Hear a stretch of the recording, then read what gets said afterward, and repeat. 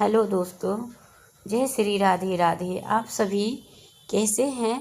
Comment में ज़रूर बताएं। और हमारी वीडियो अगर आप सबको अच्छी लगती है तो लाइक करें, शेयर करें, सब्सक्राइब करें।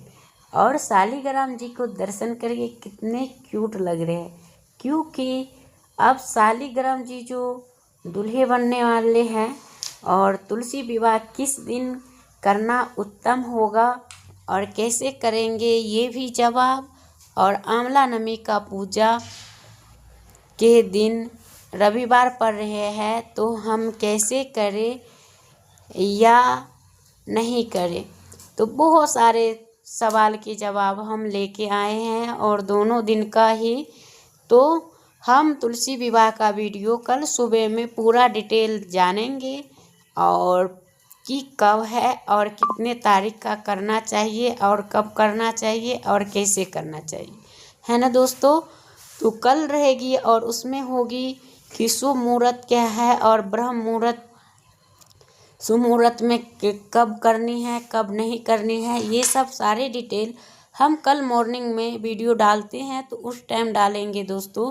और अभी फ़िलहाल ये वीडियो जा रही है आप सभी के, क्योंकि आंवला नमी के जो रविवार दिन पड़ रहे हैं ना, तो उनमें बहुत सारे ऐसे होते हैं कि बहुत सारे दोस्तों और बहुत सारी जैसे अपने भी रिश्तेदारों सब भी देख रहे हैं, तो उनको भी मतलब ये होते हैं कि आज के दिन हम कैसे और रविवार के दिन विवाह करें। उनको तो छुआ नहीं जाता और बिना छुए हुए विवाह कैसे कर सकते हैं।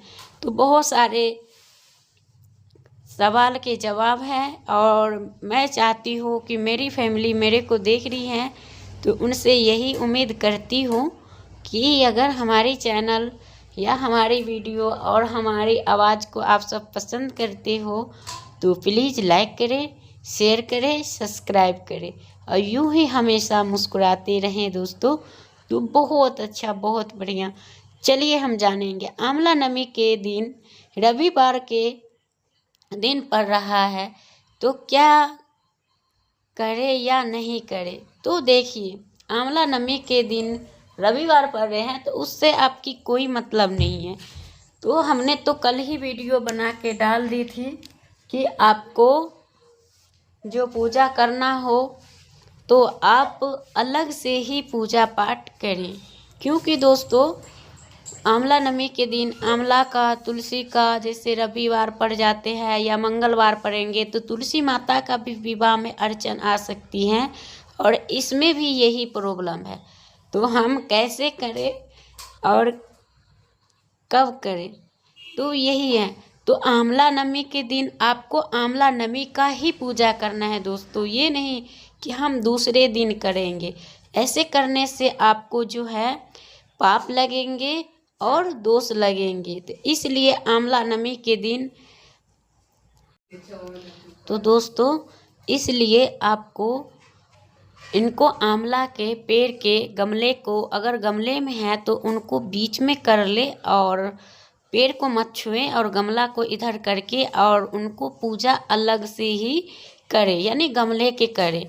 पेड़ की छूना नहीं है। पेड़ में कुछ आपको चढ़ानी भी है तो आप दूर से ही रख दे, है ना। हो सके तो आज ही मतलब शाम को ही उनको, जैसे कि आपने चुन्नी उन्नी चढ़ाने का अगर सोच रहे हैं तो आज के ही दिन, लेकिन उस दिन ऐसा काम करें कि कोई भी ऐसा कार्य हो जो कि उनसे उनको कष्ट ना पहुँचे। और नहीं तो जैसे हम कोई अगर पुण्य करने जाते हैं तो वो हमें पाप हो जाता है, तो वो पाप हमें नहीं करनी चाहिए और इन चीज़ों से हमें बच के रहना चाहिए, जो कि हर एक व्यक्ति का कहा गया है। अगर ऐसे दिन, ऐसे तो त्योहार वारों में मतलब वार से बड़ा त्योहार होता है, लेकिन दोस्तों अगर आपके मन नहीं करता तो आप नहीं भी कर सकते हैं। लेकिन जब वार पर जब त्योहार पड़ता है तो कहीं बच पाते हैं तो बचाते हैं, कहीं नहीं बच पाते हैं तो नहीं बचाते हैं। तो अब वो आप लोग अपना सोच के ज़रूर बताइएगा, है ना। आप अपना देख लीजिएगा कि आप किस तरह से करना चाह। हम लोग करते हैं लेकिन हम लोग आंवले के वृक्ष हमारे सबको गमले में हैं, तो हम लोग अपना गमले में कर लेते हैं, और लेकिन हम उनको स्पर्श नहीं करेंगे। और जैसे कि दूसरे साल अगर आंवला नमी के दिन आते हैं तो हम उस दिन आंवले के पेड़ के फिर जड़ में पूजा करेंगे। तो गमला में करो या जड़ में करो, नहीं थोड़ा सा फर्क हो जाता है।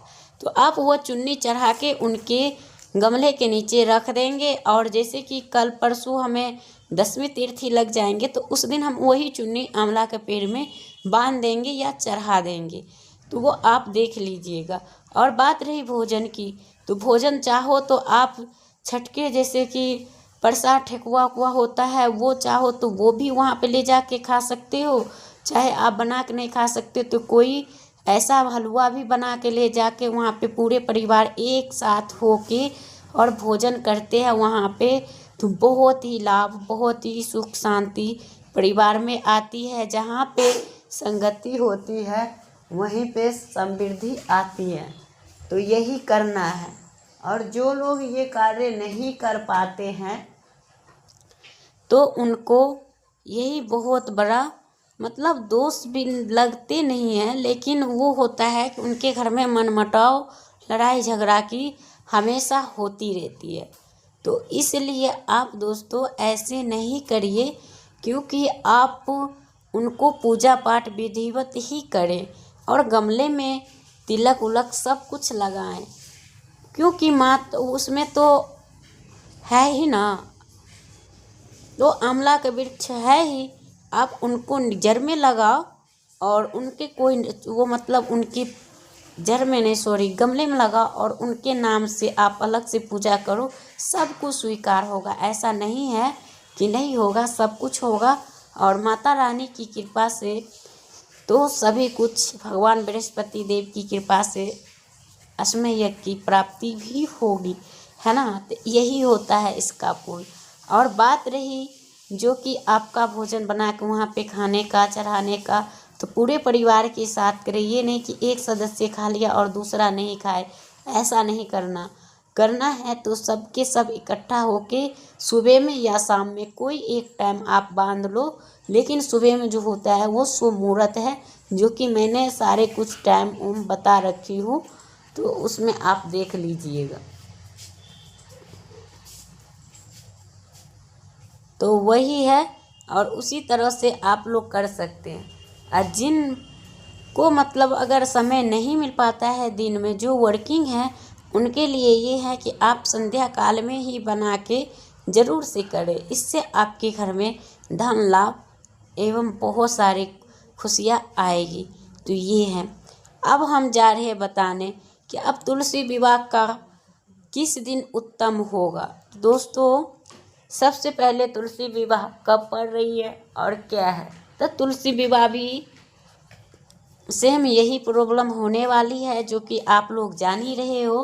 तो तुलसी विवाह में ऐसे माना जाता है कि सबसे जो इम्पोर्टेंट चीज़ होती है वो होता है शालिग्राम और माता तुलसी।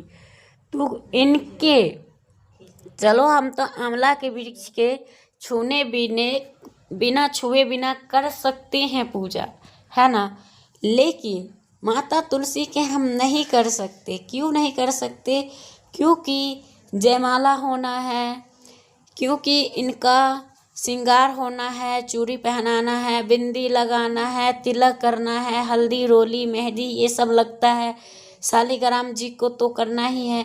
इससे क्या होगा, अगर हम इस समय अगर नहीं उनको बचा पाए और हमें ये सब चीज़ कर दिए, फिर खोज देना होता है, तो खोजा में भी ये सब करना पड़ता है। तो दोस्तों इन चीज़ से हम उस दिन नहीं बच सकते और हमें तुलसी को स्पर्श करना ही होगा। और उसमें कुछ पत्तियां ऐसे भी होते हैं कि जैसे जयमाला करते हैं तो भी अगर कोई थोड़ा पका उका होता है तो टूट के गिर जाते हैं ना, तो वो चीज होंगे, तो वो क्या होगा कि हमें पाप लगेगा। तो इसलिए हमें ये कार्य नहीं करनी चाहिए। और जो करनी चाहिए वो होता है कि हमें उसके अगले दिन कर सकते हैं। तो हाँ, हमें उस दिन शादी विवाह नहीं करनी है, हमें अगले दिन ही करना उत्तम होगा। कि हमें पूर्णिमा के दिन करना होगा, जैसे कि देव दिवाली जो होते हैं उस दिन। तो आप लोग हम वो वीडियो मॉर्निंग में डालेंगे, जो कि पूरा कंप्लीट और पूरे तरह से आपकी संपूर्ण जानकारी बताई हुई होगी। तो करूँगी वीडियो को यहीं पे एंड, फिर मिलती हूँ एक नया वीडियो के साथ। तब तक के लिए बाय बाय।